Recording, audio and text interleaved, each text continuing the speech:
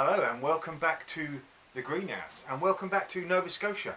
Another cloudy day, unfortunately, although it's rather warm in here, so I'm not going to be spending too long. Again, welcome back to my week of sort of high summer pruning and how, pruning your different veg, whether it be tomatoes, cucumbers, and today basil can help you improve your yield. You may be cutting things away, but it can help you improve the health of your plants and how much of your plants you're actually getting to eat. And today we're on one of my favourite summer plants, basil. You can use it in so many different dishes. It's a wonderful herb, all the different Italian dishes, and I just love using it with all sorts of things. And obviously I really love using it to make pesto. And I've got all summer long I've got to have a nice jar of pesto in the fridge to be using with some sort of snack here and there. There's a little, is that chipmunk? There's a little chipmunk there, cheeky monkey. Anyway, so back to the basil. So I've got it growing all over the place in the garden. As you can see behind me, I've got basil all the way along on the inside of the greenhouse in pots there, and behind you, down there, another batch of basil, and I've got it in different areas around here, and I've also got it on the outside. I find myself that if I keep it watered inside, I get a better plant on the inside. Although this year we've had lots of rain, so I've actually been getting some good plants outside. And what I'm going to do is I'm going to take you outside in a minute, and we're going to see about how we prune basil to give it the best sort of chance of becoming bushier, etc. And that's what we want with basil. And I've actually got some more basil I've planted up a couple of weeks ago now. Sowed this a couple of weeks ago, and they'll be ready to be potted on anyway, and hopefully having these nice and fresh into the autumn. So that'll be good. So it's a bit warm in here, so I thought and this is only a short video anyway, but I thought we'd move, outside and have a look at a plant that's nice and bushy out there and how we can trim that down to give that the best chance to become bushy again. And obviously one of the big things with basil is you want to be trimming every few days really, or at least every 5 days to give it a chance to be nice and fresh and renewed. Anyway, let's pop down and have a look at this other plant, shall we? So this is quite a small plant, but it's in the perfect condition to be able to show you what I believe you should be doing when you are pruning your basil. So we want to be doing this every, 5 to 10 days really. A good prune of all of your actual basil. So we have our basil plant here, and we have what was the main stem that came up, and then we've got some new different stems here, and you have the stem coming up, and then you have two sets of leaves.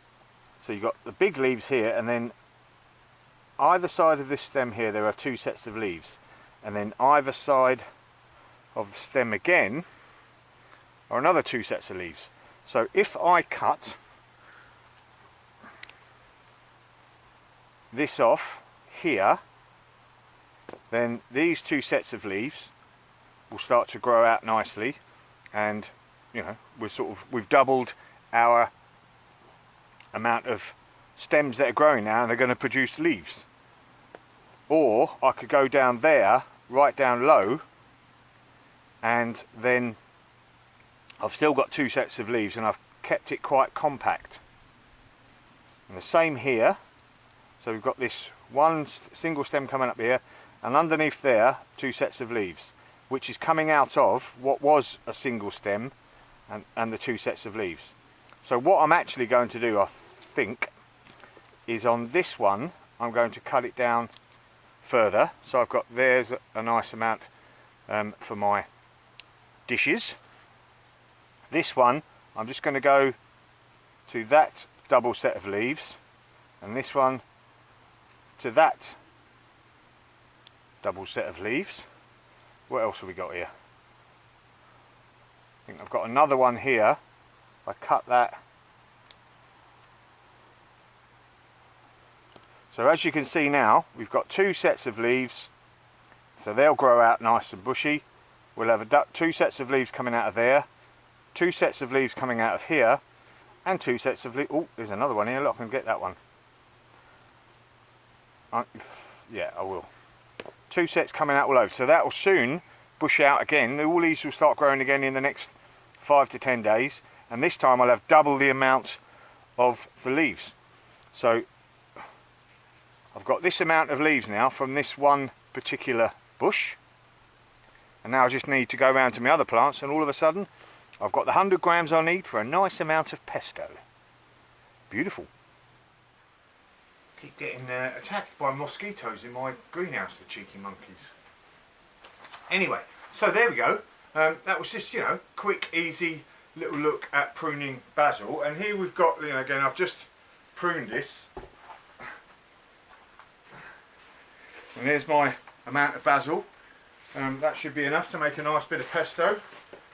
I'll mix it all up. I've got, you know, your sweet basil, some purple basil. I've even got some cinnamon basil in there. So I use whatever is available. But as you can see here, this one, you know, it's been pruned multiple times, and it's got multiple heads coming off here, which makes it bush out. And again, I'll be continuing to prune this, you know, and it's going to want to flower soon.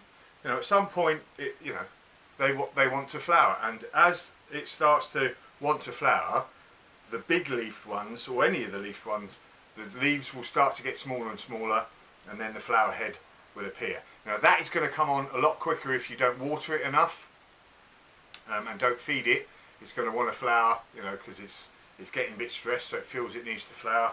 So keep them watered, keep them fed, and just keep pruning, and you know that your basil will last you, you know, quite a way through the summer.